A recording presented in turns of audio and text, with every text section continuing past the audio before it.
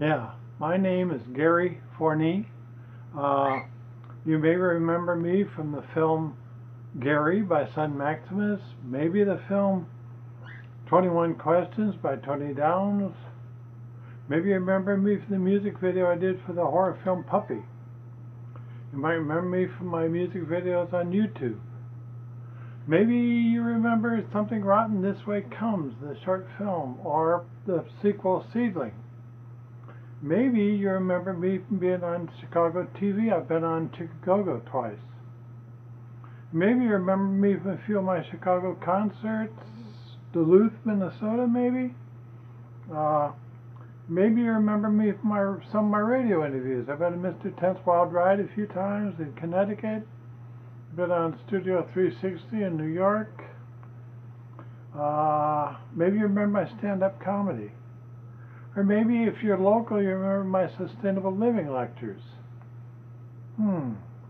Nope. You remember me for the worst thing I ever did, Off the Charts, a song, poem, story. I'm here to tell you why I hate that film.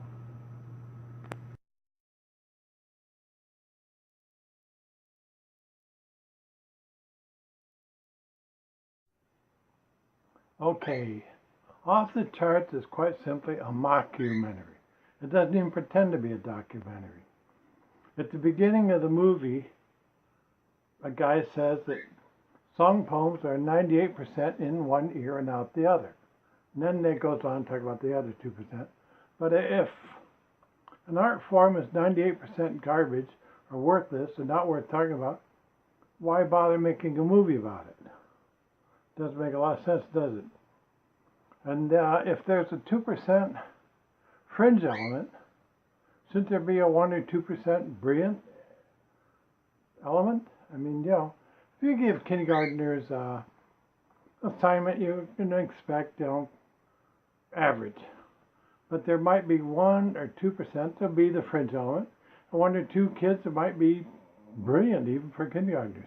But the movie Off the Charts presupposes that it's all garbage, and that there's only 2% that's a fringe element worth even worrying about. That's like comparing all of rock music with Teen Angel and Leader of the Pack. That's it. That's rock music for you. They're all singers. That's the legendary Stardust Cowboy and Tiny Tim. That's the only singers worth noting. I mean, that's the attitude of Off the Charts, a song poem story. Throughout the movie, you can hear one particular song, strike in particular, but mocking the song poets. That's kind of odd too. Why would you want to mock your breadbasket, the guys who are paying your wages? Would you, in any other occupation, mock your boss? I mean, these song poets are paying you your money, so why are you mocking them, making fun of them?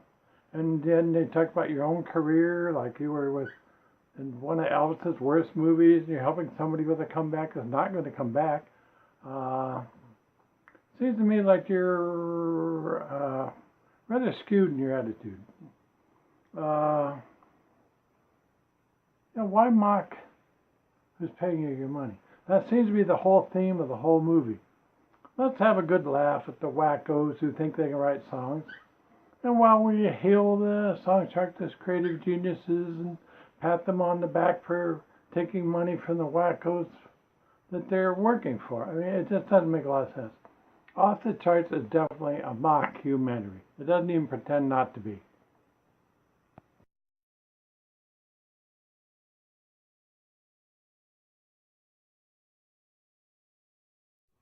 A lot of the ideas and things put forth in Off the Charts are presented using what's called proof by omission. Proof by omission means where you state something is true, and any proof that might exist to prove different, you omit. You forget that. It doesn't matter. Proof by omission allows you to do pretty much anything you want, and if any evidence is presented that would contradict it, you omit it. You forget about it. Let's talk about my story versus what you see in Off the Charts. The real me versus the character you do see in Off the Charts. I, in real life, am a former prep school teaching assistant, 5th grade art. Obviously, I'm college educated. That's not what you see in Off the Charts. It's been tested and it's true, I have a genius level IQ. Oh boy, you'd never get that from Off the Charts, would you? Nope. But it's true, I have a genius level IQ. It can be proven, it's in the records. It exists. Not on Off the Charts. Unfortunately, though, I do have Alzheimer's, which means sometimes I have trouble holding a train of thought or a chain of thought. It's not in advanced stages yet, but I have a little trouble talking at times. So, no, but it doesn't take away from my brilliance, at least not yet.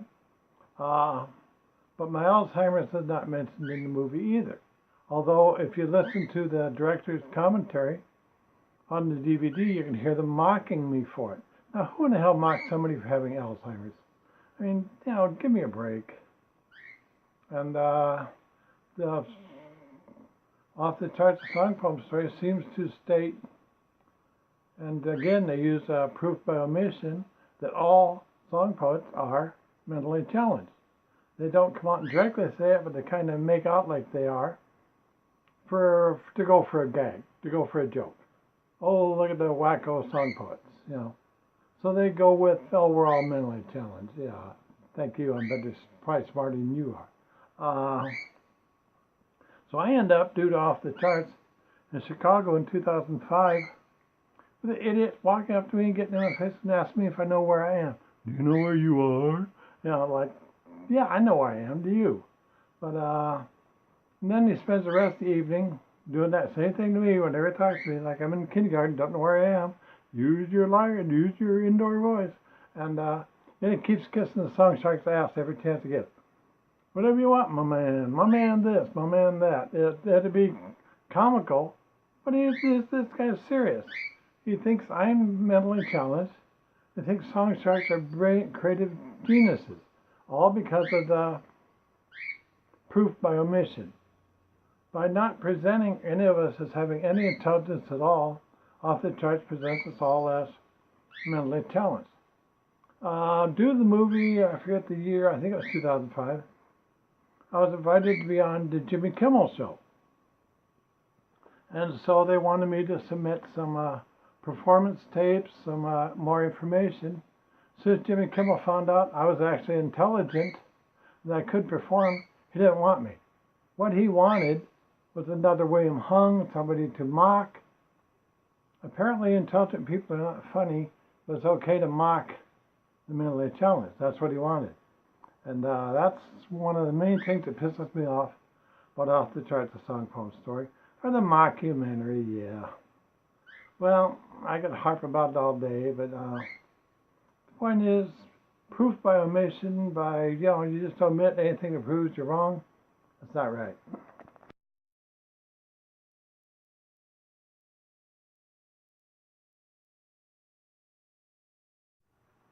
And now for the mystery of the audience that was and wasn't there. Okay, at the time of the concert you see in the film, the director, the cameraman, the sound girl, and myself counted the members of the audience. There were around 35 and some more come wandering up.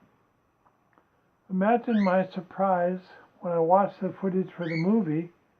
There are 3 people with confused looks on their faces at my show who weren't even there. Those people were not at the show. So we have the audience that was, we have the audience that wasn't there. And how can that be? Well, you know how. Okay, if you look at the footage on the DVD, there's not a single frame of me and an audience at all. There's 0 people at the show. So there you go. So were there 3, 4 people, 35 and more, or were there nobody who's there? It all depends on how you look at it, doesn't it? No, it doesn't. It's more proof through omission. The movie shows 3 or 4 people who weren't even at the show to prove that I failed, that I flopped. I did the same show a month later for 100 people, the same type of people, bluegrass people, and they got it and enjoyed it. The movie wanted me to fail, so they made out like I failed by not showing the audience that was actually there. It's interesting, isn't it? But it shows that what that movie is and why I just absolutely hate that movie.